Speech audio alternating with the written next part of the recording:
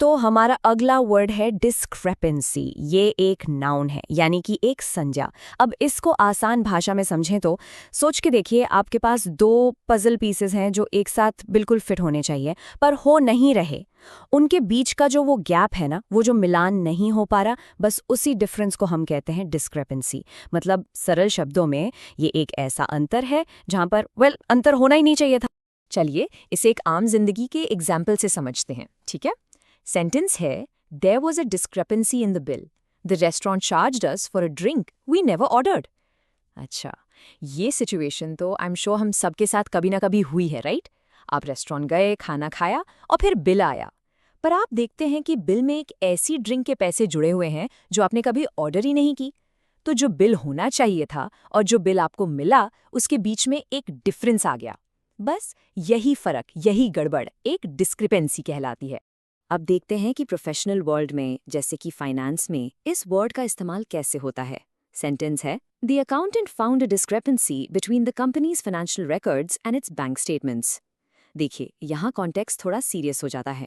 जब एक accountant company के सारे हिसाब किताब को बैंक के स्टेटमेंट से मिलाता है और उनमें कोई अंतर, कोई मिसमैच मिलता है, तो उसे डिस्क्रेपेंसी कहते हैं। और आप जानते हैं, फाइनेंस की दुनिया में तो एक छोटा सा फर्क भी बहुत बड़ी प्रॉब्लम का साइन हो सकता है, क्योंकि इसका सीधा सा मतलब है कि कहीं ना कहीं पैसों का हिसाब मैच नहीं कर रहा। ओके, सो ये वर्ड सिर्फ पैसों या बिल तक ही लिमिटेड नहीं है, साइंस और रिसर्च में भी इसका बहुत ही इंपॉर्टेंट रोल है। सुनिए, a large discrepancy between the scientific theory and the research data made the scientists question their methods. इसका क्या मतलब हुआ? सोच के देखिए, साइंटिस्ट ने एक थ्योरी बनाई, एक अनुमान लगाया कि अगर हम X करेंगे तो Y रिजल्ट आएगा। पर जब उन्होंने एक्चुअल में एक्सपेरिमेंट किया तो रिजल्ट आ गया Z। तो थ्योरी और जो असली डेटा मिला, उसके बीच जो इतना बड़ा सा गैप है ना, यही डिस्क्रेपेंसी है। और पता है, कई बार ऐसी ही डिस्क्रेपेंसी से साइंस में नई नई डिस्कवरीज होती हैं। आपने ये वर्ड अक्सर न्यूज में, खासकर क्राइम रिपोर्ट्स में जरूर सुना होगा। जैसे इस कोट में देखिए, investigators reported a major discrepancy in the witness testimonies, raising doubts about the case. इसका मतलब है कि इन्वेस्टिगेटर्स को गवाहों के बयानों में एक बहुत बड़ा अंतर मिला। इमेजिन कीजिए, एक केस चल रहा है और दो लोग हैं जो गवाह हैं। एक कहता है कि गाड़ी लाल रंग की थी और दूसरा कहता है कि नहीं नहीं, गाड़ी तो नीले रंग की थी। तो उनके बयानों में ये जो इतना बड़ा फर्क है, यही एक मेजर डिस्क्रेपेंसी है। और जब गवाहों की बातें ही आपस में मैच ना करे, तो पूरे केस की सच्चाई पर ही सवाल उठ जाता है ना? तो अब आप इस वर्ड का मतलब काफी हद तक समझ गए हैं।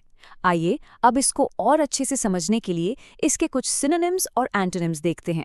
इससे क्या होगा, आपकी वोकैबुलरी और स्ट्रांग हो जाएगी। तो सिनोनिम्स यानी इससे मिलते जुलते शब्द हैं डिफरेंस, इनकंसिस्टेंसी, वेरिएंस, मिसमैच।